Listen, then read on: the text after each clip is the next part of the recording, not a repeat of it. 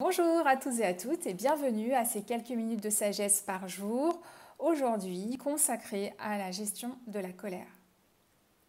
Alors qu'est-ce que la colère?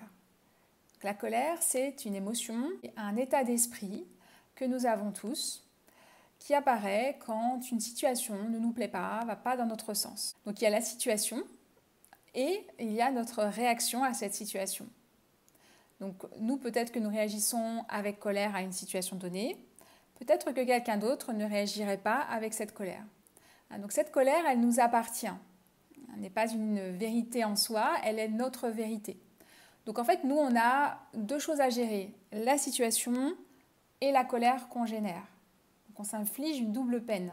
On peut penser qu'il y a des bonnes colères, des colères justifiées quand on regarde autour de nous, on regarde les infos, on voit qu'il y a des gens qui manifestent, qui se plaignent, qui ne sont pas contents. Et pour nous, ça fait un petit peu partie aussi de notre héritage culturel français. Sauf que si on y regarde de plus près, la colère n'est jamais justifiée et c'est quelque chose qui est extrêmement délétère et destructeur pour tout un chacun. C'est vraiment un état d'esprit qu'on a besoin de réduire au maximum. Alors, malgré tout, c'est là. Ça vient nous apporter une information, comme quoi nous avons des résistances, qui sont peut-être basées justement sur des croyances, des certitudes. Et la meilleure approche que nous puissions avoir pour gérer la colère, quelle que soit sa nuance, ça peut être simplement une petite irritation, contrariété ou une forte colère, c'est d'apprendre à déjà reconnaître sa présence. Donc, comment est-ce qu'on reconnaît sa présence? On va ressentir une tension, une agitation dans notre esprit et voire dans notre corps.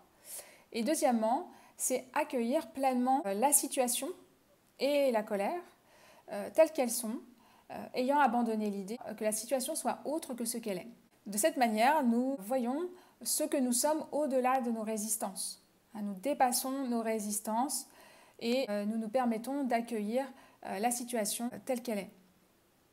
Donc, de cette manière, nous permettons de nous connaître un peu plus, de savoir quelles sont ces certitudes, quelles sont ces croyances sur lesquelles on reste bloqué et qui sont finalement source de souffrance pour nous.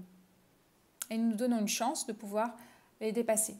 J'espère que ces quelques minutes de sagesse vous auront permis d'avoir une clé pour aborder la colère, la contrariété de manière plus constructive. Et je vous dis à très vite pour une prochaine vidéo. Donc n'hésitez pas à laisser un commentaire. Et si vous avez envie que j'aborde d'autres sujets, n'hésitez pas également à les mentionner dans les commentaires ci-dessous. Voilà, je vous dis à très vite.